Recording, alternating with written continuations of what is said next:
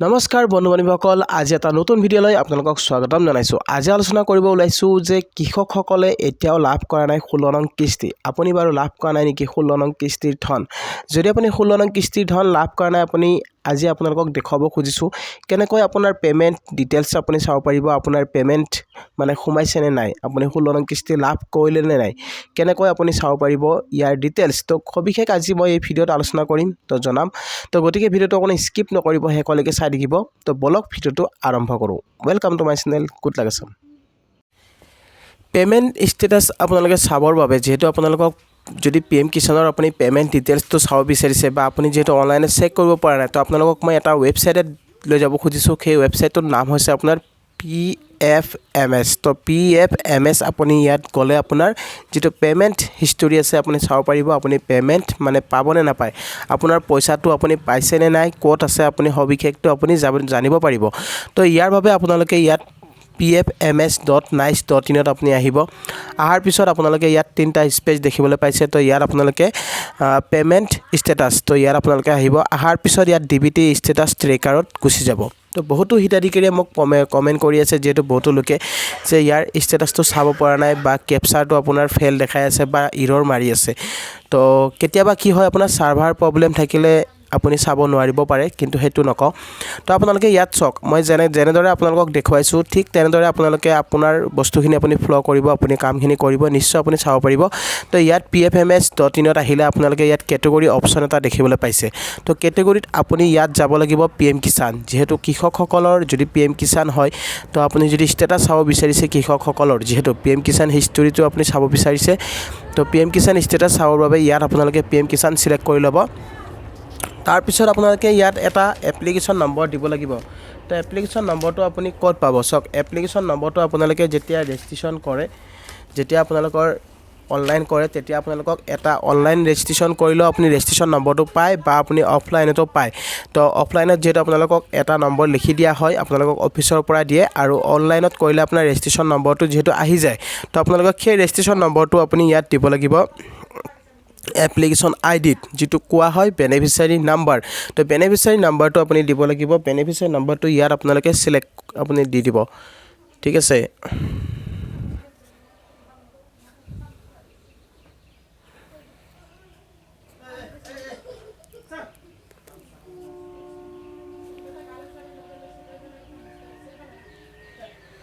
তো এনেকৈ আপুনি ইয়াত এণ্টাৰ এপ্লিকেশ্যন আইডি, যিটো আপোনালোকৰ এণ্টাৰ এপ্লিকেশ্যন আইডি আছে, তাত আপোনালোকৰ ID নম্বৰটো দিব লাগিব।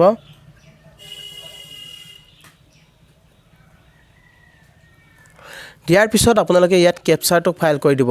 মনত ৰাখিব, ইয়াত কেপচাৰটো আপোনালোকে ভুল হ'লে আপুনি পেমেণ্ট ষ্টেটাছটো চাব নোৱাৰিব, ঠিক আছে। তো আপুনি ইয়াত আপোনাৰ যিটো কেপচাৰ কোড আছে, সেই কেপচাৰ কোডটো আপুনি ভালদৰে ইয়াত দি দিব। দিয়াৰ পিছত আপোনালোকে ইয়াত চাৰ্চ যিটো অপশ্যন দেখিবলৈ পাইছে, সেই চাৰ্চ অপশ্যনটোত আপুনি যাব লাগিব। তো ইয়াত কেপচাৰটো আপোনাৰ ঠিকে আছে নে নাই আপুনি চাই ল'ব, ঠিক আছে। তো দিয়াৰ পিছত ইয়াত আপোনালোকে চাৰ্চত গুচি যাব। তো চাৰ্চত যোৱাৰ পিছত আপোনালোকে ইয়াত তলৰ ফালে দেখিবলৈ পাইছে এনেকৈ আপোনাৰ পেমেণ্ট ডিটেইলছটো আহি যাব। তো আপোনাৰ পেমেণ্ট ডিটেইলছটো আপুনি চাব পাৰিব, আপুনি কিস্তি লাভ কৰিলে নে নাই। তো আপুনি যিহেতু 16 নং কিস্তি লাভ কৰা নাই, বহুতো কৃষকৰ এনেকুৱা হৈছে 16 নং কিস্তি বেংকত অহা নাই, কিন্তু আপোনাৰ যিহেতু আপোনাৰ FTO প্ৰচেছটো আপোনাৰ নহৈ আছে। তো চাওক, আপোনাৰ FTO প্ৰচেছটো নহৈ থকা মানে হৈছে আপোনাৰ পইচাটো বেংকলৈ অহা নাই। বেংকত আহিলে আপোনাৰ FTO প্ৰচেছটো য়েছ হৈ যায়। তো আপোনাৰ যদি বাকীখিনি গোটেই বস্তু ঠিকে আছে, আপোনাৰ ধৰক লেণ্ড ছেটিং বা KYC, আপোনাৰ আধাৰ ছেটিং গোটেই য়েছ হৈ আছে, FTO প্ৰচেছটো আপোনাৰ হৈ আছে, কিন্তু বেংকত পইচাটো অহা নাই, তো আপুনি চিন্তা নকৰিব, আপোনাৰ পে'মেণ্টটো পেণ্ডিং হৈ আছে। তো পেণ্ডিং হৈ থাকিলে আপোনাৰ FTO প্ৰচেছটো হৈ থাকে। তো FTO প্ৰচেছটো আপোনাৰ যেতিয়া য়েছ হৈ যায়, আপোনাৰ একাউণ্টত পইচাটো আহি যায়। তো ইয়াত চাওক পেমেণ্ট ডিটেইলছ, ইয়াত যিহেতু এইটো আপোনাৰ এপ্লিকেশ্যন ID, তাৰপিছত beneficiary name, beneficiary code, agency code, তাৰপিছত আপোনাৰ ইয়াত আধাৰ নম্বৰ, গোটেইখিনি ডিটেইলছ ইয়াত আপোনালোকে চাব পাৰিব। পাৰপছ নেম, ইনকাম ছাপৰ্ট ইনষ্টলমেণ্ট 16। তো 16 2000 টকা যিহেতু ৰিলিজ কৰি দিয়া হৈছে। এমাউণ্ট ৰিকুৱেষ্ট ডেট ইমান তাৰিখে হৈছে, ভেলিডেশ্যন ষ্টেটাছ আপোনাৰ কিমান তাৰিখে হৈছে ইয়াত আছে লিখা। Fund status approved by agency 20 February 2024 sanction of status আপোনাৰ sanction close কৰা হৈছে আৰু বেংক ৰিসিভ কৰা হৈছে 23 ফেব্ৰুৱাৰীত আৰু পেমেন্ট status আপুনি যদি চাই ইয়াত পেমেন্ট status successful মানে গ্ৰীনত আহি গৈছে চক তো প্ৰথম ইয়াত পেন্ডিং আছিলে যেহেতু মই আপোনালোকক ইয়াৰ ওপৰত মই দেখুৱাইছিলো ভিডিও বনাই যেহেতু ইয়াত আপোনাৰ পেন্ডিং হৈ আছিল এখেতৰ পেন্ডিং হোৱাৰ পিছত আপোনাৰ ইয়াত ইয়েস হৈ গৈছে মানে এফটিও প্ৰসেসটো ইয়েস হৈ গৈছে এফটিও প্ৰসেস যেতিয়া আপোনাৰ ইয়েস লৈ আহি যাব আপুনি ইয়াত আপুনি গম পাই যাব আপোনাৰ পেমেন্টটো ইয়েস হৈ আহে তো আপোনাৰ চক ইয়াত 16 নং কিস্তি এখেতে লাভ কৰিছিলে 16 নং কিস্তিও আপোনাৰ এনেদৰে সাকসেস হৈছে তাৰ পিছত আপোনাৰ নহয় সৰি আপোনাৰ 15 নং কিস্তিটো আপোনাৰ সাকসেস হৈছে আৰু ইফালে 16 নং কিস্তিটো আপোনাৰ ইয়াত সাকসেস হৈ গৈছে মানে পেমেন্ট সাকসেস তো আপুনি যদি চাও পৰা নাই এনেকৈ আপোনাৰ যেটো পেমেন্ট ডিটেইলছ আছে আপুনি pfms.in ত গৈ আপুনি চাও পাৰিব আপোনাৰ ওয়েবসাইটৰ লিংকটো মই দি দিম ডাইৰেক্ট গলে আপোনালোকে ডাইৰেক্ট যাব পাৰিব তো এনেকৈ আপোনালোকে চেক কৰক যদি আপোনাৰ পেমেন্ট যদি আপুনি কোড আছে আপুনি জানিব বিচাৰে আপুনি যদি চোৱা নাই তেতিয়া হলে আপুনি গম নাপাব বহুতো কৃষকে যেহেতু আপোনালোকে গম নাপায় যে আপোনালোকৰ কি সমস্যা হৈ থাকে যদি আপোনাৰ গুটেখিনি ষ্টেটাস মানে আপোনাৰ ধৰক লেন্ড সেটিং কেৱাইসি বা আধাৰ সেটিং যদি ইয়েস হৈ আছে এফটিও প্ৰসেস যদি ন হৈ আছে তেনেহলে চিন্তাৰ কাৰণ নাই আপোনাৰ পইচাটো বেংকলৈ আহা নাই যেতিয়া আহিব আপোনাৰ গ্ৰীন হৈ যাব যেহেতু সময় আপোনালোকৰ এতিয়া যেহেতু আপোনালোকৰ সময় বহুত দিন হৈ গল তো যেহেতু আপোনালোকৰ 72 ঘণ্টালৈকে সময় থাকে যদি 72 ঘণ্টা পাৰ হৈ গৈছে আপুনি বেংকত এবাৰ খবৰ কৰিব আপোনাৰ বেংকত খবৰ কৰিব যে আপোনাৰ পইচাটো আপোনাৰ কিয় পোৱা নাই বা আপোনাৰ কি প্ৰবলেম হৈ আছে তেখেতসকলে আপোনালোকক নিশ্চয় জনাই দিব তো এনেকৈ আপোনালোকে আপোনাৰ যেটো পেমেন্ট ষ্টেটাস আছে সেই ষ্টেটাসটো এবাৰ আপুনি চেক কৰি চাওক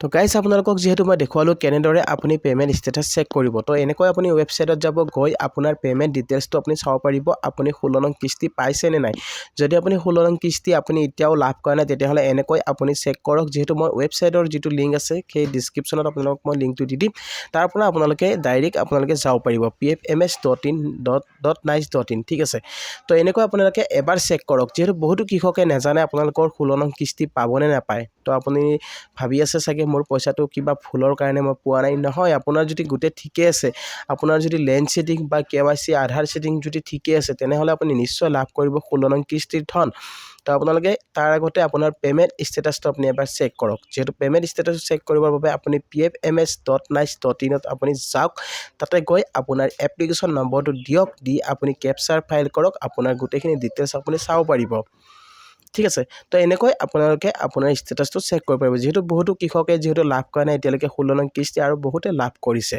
যদি আপুনি লাভ কৰা নাই তেনেহলে আপুনি এবাৰ এনেকৈ চেক কৰি চাওক তো আই হোপ আপোনালোকে নিশ্চয় ভিডিওটো বুজি পালে তো আজিৰ ভিডিওটো আপোনালোকক এখিনি জনাব লগা আছিল আৰু ভিডিওটো চাই যদি ভাল পাইছে তেনেহলে এটা লাইক আৰু শেয়াৰ কৰি দিব নাপাহৰিব আৰু লগতে মোৰ চেনেলটো যিসকলে নতুনকৈ আহিছে তো চেনেলটো সাবস্ক্ৰাইব কৰি ৰাখিব আৰু কাষত থকা বেল আইকনটো প্ৰেছ কৰি দিব যাতে এনেকুৱা ধৰণৰ নতুন ভিডিও আহিলে সকলোতকৈ আগত পাই থাকে তো গাইস আজিলৈ ইমানে জয়